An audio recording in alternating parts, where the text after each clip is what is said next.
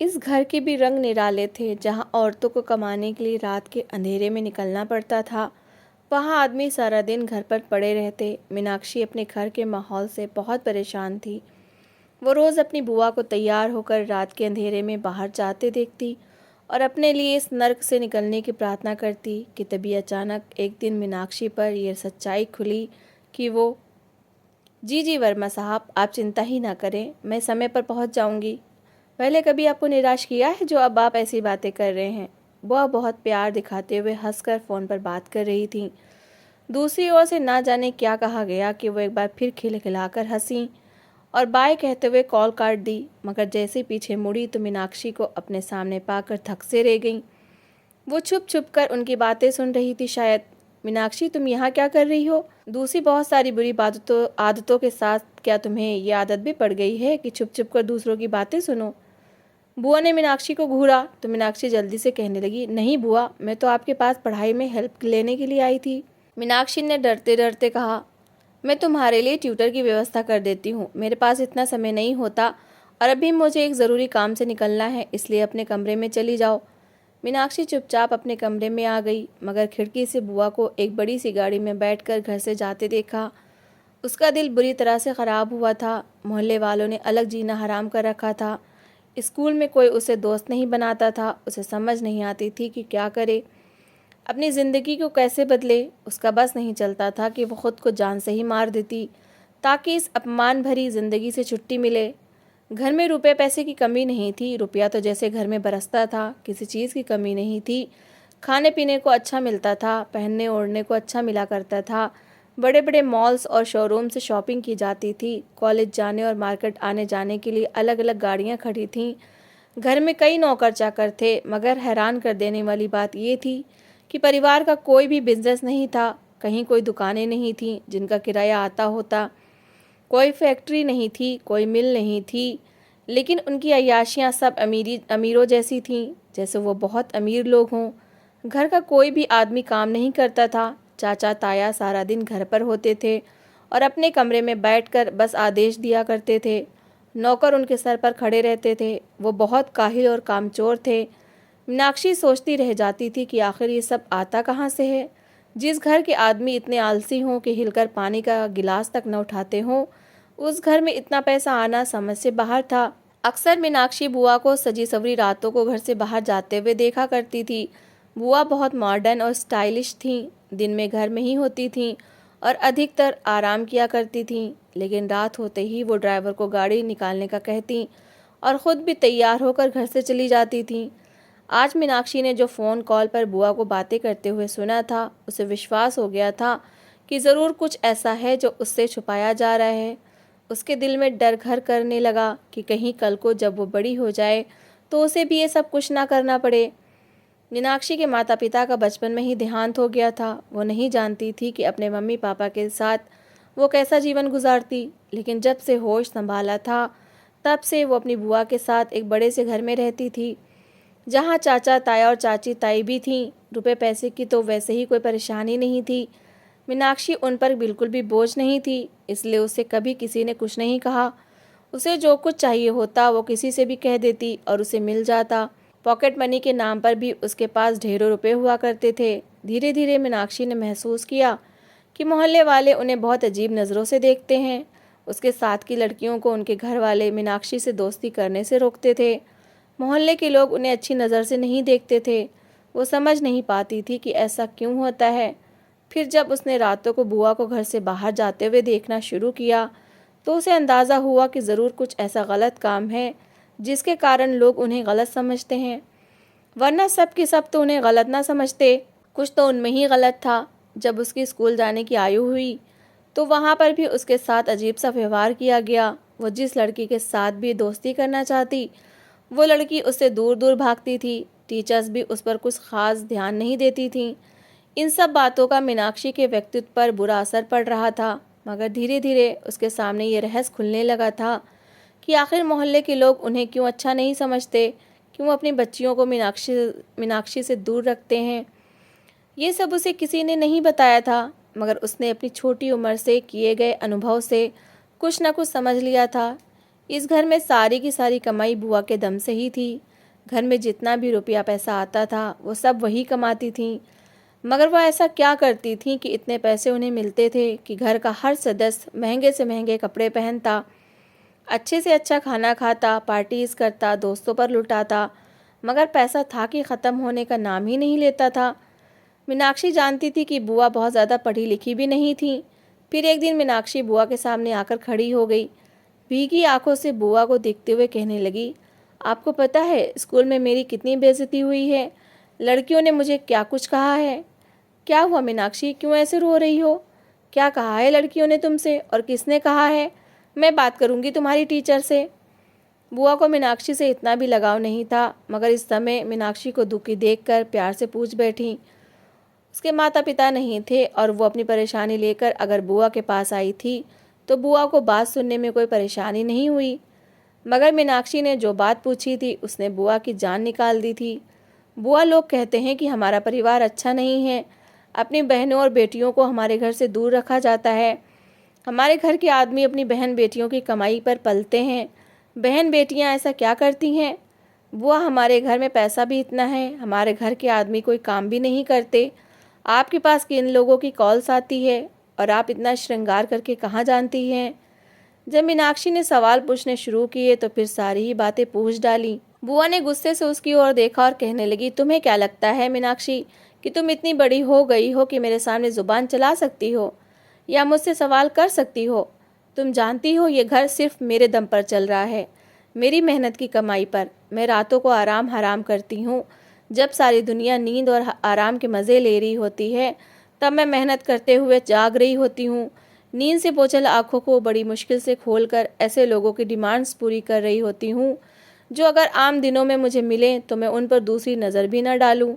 और तुम हो कि मेरे बलिदानों का एहसास करने के बजाय मुझसे उल्टे सीधे सवाल पूछ रही हो और मुझे गलत ठहरा रही हो। निकल जाओ मेरे कमरे से और आज के बाद मुझे अपनी शक्ल ना दिखाना। बुआ ने उसे डांटकर अपने कमरे से भगा दिया था। वो रोते हुए अपने कमरे में आ गई और अपने माता पिता को याद करने लगी। काश मम्मी पापा को कुछ ना हुआ होता। उसे ये भी नहीं मालूम था कि अगर उसके माता पिता जिंदा होते तो वो एक अलग ज़िंदगी गुजार रही होती या ऐसे ही ज़िंदगी का हिस्सा बनती। आखिर दूसरे चाचा ताए भी तो बहन की कमाई पर ही पल रहे थे। शायद उसके पापा भी बहन की कमाई खाते। वह हैरत से उन्हें देखती और सोचती कि क्या उनका स्वाभिमान मर गया है जो बहन रातों को सच संवर कर बाहर जाती है और ये बिल्कुल ही आंखें बंद करके पड़े रहते हैं। क्या उन्हें इस बात का एहसास नहीं होता कि उनकी इज्जत किस तरह नीलाम हो रही है? बुआ ने भी मीनाक्षी के सवाल का जवाब देने से इनकार कर दिया था। मीनाक्षी के दिल में अब और भी विद्रोह जन्म लेने लगा। दूसरी कजिन्स के पापा अभी जिंदा थे जो उन्हें इस गंदगी से बचा सकते थे, मगर मीनाक्षी के माता पिता नहीं थे। उसे विश्वास था कि एक दिन बुआ की तरह उसे भी यही सब कुछ करना पड़ेगा। बुआ की शादी नहीं हुई थी। उसने चाची के मुंह से सुना था कि वो लोग पहले बहुत गरीब हुआ करते थे, फिर बुआ ने कमाना शुरू किया तो उनके दिन फिर गए और वो लोग अमीर से अमीर हो गए। मीनाक्षी को थोड़ा भी समय न लगा ये समझने में कि बुआ ने क्या काम शुरू किया होगा। गरीबी के कारण बुआ का रिश्ता टूट चुका था क्योंकि दादा गरीबी के कारण लड़के वालों की भारी डिमांड्स पूरी नहीं कर पाए थे। रिश्ता टूटने पर बुआ भी बहुत ज़्यादा दुखी थी। वो अपने मंगेतर से बहुत ज़्यादा प्यार करती थी और किसी और के साथ शादी करने को तैयार नहीं थी। उन्होंने अकेले ही पूरी ज़िंदगी गुजारने का फ़ैसला किया था। दादा अपनी बेटी का दुख देखकर जल्द ही भगवान को प्यारे हो गए। उन्हें ये दुख अंदर ही अंदर खा गया था कि उनकी बेटी का प्यार सिर्फ इस कारण छिन गया क्योंकि वो उसको दहेज देने में असमर्थ थे। इन सब चीज़ों का दोषी वो खुद को समझते थे। दादा के जीते जी तो शायद वो किसी और से शादी कर लेती, मगर दादा के बाद तो उन्होंने शादी जैसे टॉपिक पर बात करना ही बंद कर दिया। मगर मीनाक्षी को लगता था कि काश वो ये फैसला ना करती और शादी कर लेती। कम से कम इस तरह की अपमान भरी ज़िंदगी गुजारने से तो अच्छा ही होता। ये रोज़ का नियम बनता जा रहा था। अक्सर मीनाक्षी बुआ को किसी न किसी से फ़ोन पर बात करते हुए सुन लेती थी। देखती तो पहले भी थी लेकिन अनदेखा कर देती थी। एक दिन वो बुआ के कमरे में आई। उसे अपने कॉलेज में एडमिशन को लेकर बुआ से बात करनी थी, मगर बुआ वॉशरूम में थी, शायद नहा रही थी। उनका मोबाइल लगातार बज रहा था। वो साइड टेबल की ओर बढ़ी और बुआ का मोबाइल उठा लिया। सामने वर्मा जी कॉलिंग लिखा हुआ था, आ रहा था। उसने कॉल काटने की कोशिश की मगर कॉल रिसीव हो गई और मोबाइल स्पीकर पर चला गया। तब उसमें एक आवाज़ गूंजी, पूजा कहाँ हो, अभी तक पहुंची नहीं? कब से तुम्हारा इंतज़ार कर रहे हैं। आज तो पूरे 12 लोग हैं, तुम्हारी कमाई भी अच्छी हो जाएगी। लाखों रुपए तुम्हें आज के मिलेंगे। पूरे 20 दिन का कॉन्ट्रैक्ट है। मीनाक्षी का चेहरा ये सब कुछ सुनकर धुआं धुआं हो गया। उसके विचारों पर आज मोहर लग गई थी। बुआ ज़रूर किसी गलत काम में शामिल थीं। इतने में बुआ वॉशरूम से बाहर निकली तो मीनाक्षी के चेहरे की ओर देखा, जो गुस्से और दुख से लाल हो रहा था। मीनाक्षी ने अपने होंठ बींच रखे थे। बुआ की नज़र जैसे ही मीनाक्षी के हाथ में मोबाइल पर पड़ी तो उन्हें सब कुछ समझने में देर न लगी। वो तुरंत उसके पास आई और मोबाइल छीन लिया। मीनाक्षी, क्या तुम्हें इतनी तमीज़ नहीं है कि किसी की फ़ोन कॉल नहीं उठाते? मेरे इतने इम्पोर्टेंट कस्टमर की कॉल थी, तुमने कुछ उल्टा सीधा तो नहीं बोल दिया ना उनको? बुआ बड़े गुस्से मगर चिंतित स्वर में पूछ रही थी। मीनाक्षी ने नहीं में सिर हिलाया और चुपचाप कमरे से बाहर निकल आई। वो जानती थी कि बुआ से सवाल करना बेकार है। पहले भी उसने सवाल किए थे मगर बुआ ने कभी कोई सही जवाब नहीं दिया था। कुछ देर बाद उसने बुआ को वैसे ही बन-सवर कर बाहर जाते हुए देखा। बुआ अगले दिन लगभग 9 बजे घर वापस आई थी। आंखें बिल्कुल लाल हो रही थीं, जैसे सारी रात जागती रही हों। वैसे वो पहले रात को 2-2:30 बजे वापस आ जाया करती थीं। मीनाक्षी ने सोचा, सच में 12 लोग थे जिन्हें बुआ खुश कर रही थीं। ये सोचकर उसके रोए खड़े हो गए। इस घर के निराले रंग कभी उसकी समझ में ना आए थे। ना आदमियों में आत्मसम्मान नजर आता था। अजीब बात थी कि इस घर की औरत को कमाने के लिए रात के अंधेरों में निकलना पड़ता था, जबकि आदमी सारा दिन आवारागर्दी करते नजर आते थे। मीनाक्षी को ये सब बहुत बुरा लगता था। स्कूल और कॉलेज में भी जब उसके साथ लोगों का अजीब व्यवहार बढ़ता गया तो उसे और भी बुरा लगने लगा। बुआ की हरकतें भी ऐसी थीं कि उसे समझने में ज़्यादा देर न लगी। उसने फैसला कर लिया कि वो जल्द ही यहाँ से चली जाएगी। अपनी पढ़ाई पूरी करके वो अपने पैरों पर खड़ी होगी और इस घर को हमेशा के लिए छोड़ देगी। कुछ साल और गुजर गए। मीनाक्षी ने अपनी पढ़ाई में अथक मेहनत की और आखिरकार डॉक्टर बन गई। इन दिनों उसकी इंटर्नशिप चल रही थी और हॉस्पिटल की ओर से उसे एक अपार्टमेंट भी मिल गया था जो उसे दूसरे डॉक्टरों के साथ शेयर करना था। जब उसने अपना सामान समेटा तो एक बार फिर बुआ के पास जाने का फैसला किया। वो जो कुछ भी थी सिर्फ बुआ के कारण थी। अगर वो उसे पढ़ाई पर खर्च करने के लिए पैसे ना देती तो वो कैसे डॉक्टर बन सकती थी। मीनाक्षी के दिल में सिर्फ एक इच्छा थी कि वो बुआ को समझाए कि अब वो ये सब गलत काम छोड़ दें। वो खुद एक डॉक्टर बन चुकी थी, मेहनत कर रही थी, कमा सकती थी और चाहे तो बुआ को भी अपने साथ रख सकती थी। वो वादा करने आई थी कि बुआ का सहारा बनेगी।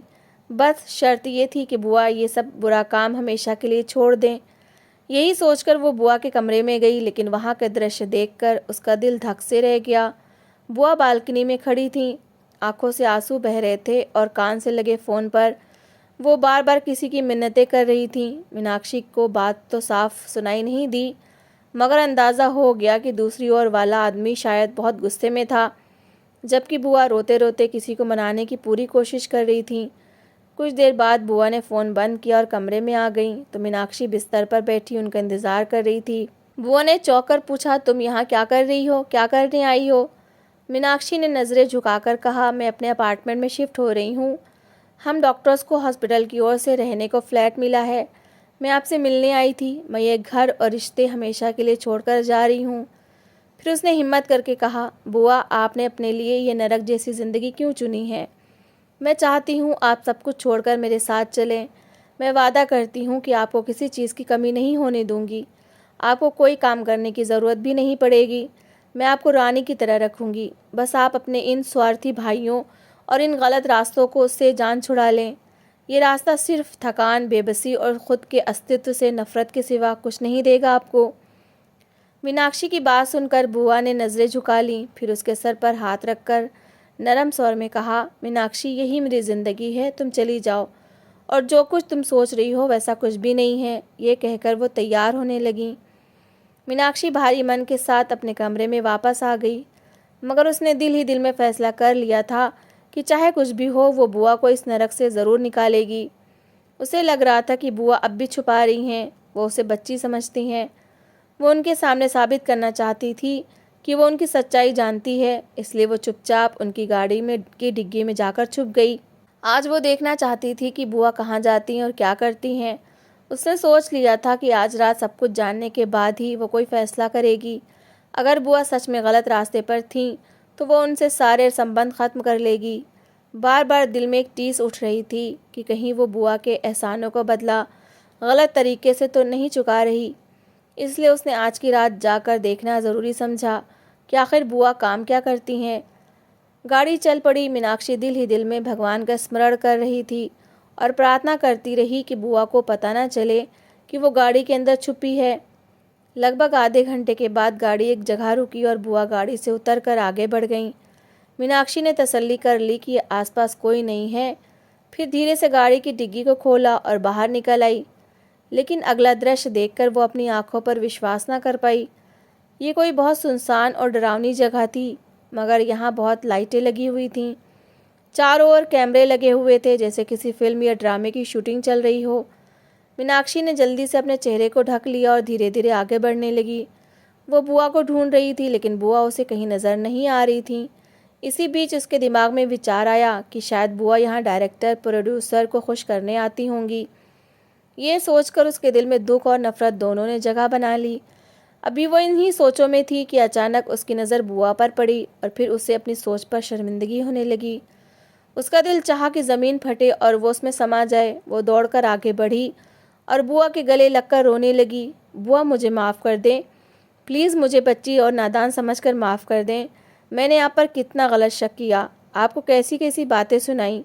ये कहकर मीनाक्षी फूट फूट कर रोने लगी। बुआ ने भी उसे अपने गले से लगा लिया और मुस्कुराते हुए कहा, मुझे पता था कि तुम गाड़ी की डिग्गी में छुपी हुई हो। मैं तुम्हें दिखाना चाहती थी कि मैं गलत नहीं हूँ। मुझे अपने बाप की इज़्ज़त का ख्याल है। मैं एक मेकअप आर्टिस्ट हूँ, विशेषकर हॉरर मेकअप में मेरे जैसा कोई नहीं है। मेरा काम सबको बहुत पसंद आता है और मुझे उसके अच्छे रुपए भी मिलते हैं। इसके अलावा मैं कोई गलत काम नहीं करती। हॉरर फिल्म की शूटिंग अक्सर रात को होती है, इसलिए मुझे रात को घर से निकलना पड़ता है। बरसों से मैं यही कर रही हूँ, लेकिन किसी ने जानने की कोशिश ही नहीं की कि मैं क्या करती हूँ। जो पैसे मैं घर लेकर आती हूँ वो सबके सामने डाल देती हूँ, उसके बाद कोई मुझसे सवाल नहीं करता। बुआ के स्वर में सच्चाई थी। मीनाक्षी ने उनका हाथ थामा और कहा, बुआ, मैं आपसे बहुत प्यार करती हूँ। मुझे हमेशा आपकी चिंता लगी रहती थी, इसलिए बार बार आपसे सवाल करती थी। मैं नहीं चाहती थी कि आप किसी गलत रास्ते पर चलें। बुआ मुस्कुराकर बोली, मैं सब जानती हूँ, तुम्हारी चिंता भी समझती हूँ, और ये भी कि तुम मुझसे नाराज़ नहीं हो। इसी बीच फिल्म के सेट पर खड़े लोग आगे बढ़े और मीनाक्षी को हेलो कहा। साथ ही बुआ के मेकअप की प्रशंसा करने लगे। मीनाक्षी ने सबकी ओर मुस्कुराकर देखा। दिल ही दिल में सोचा, कई बार हम जो कुछ सोच समझते हैं वो सच नहीं होता। कभी कभी तो हमारी आंखों के सामने चलती हुई कहानी भी बिल्कुल अलग निकलती है। तो दोस्तों, इस कहानी को लेकर आपकी क्या राय है, कमेंट बॉक्स में ज़रूर बताएं। और अगर आपको हमारी आज की कहानी अच्छी लगी हो तो प्लीज़ इसे लाइक ज़रूर करें। अगर आपने अभी तक हमारे चैनल को सब्सक्राइब नहीं किया तो ज़रूर कर लीजिए। तो मिलते हैं ऐसी एक और मोटिवेशनल कहानी के साथ। Thanks for watching.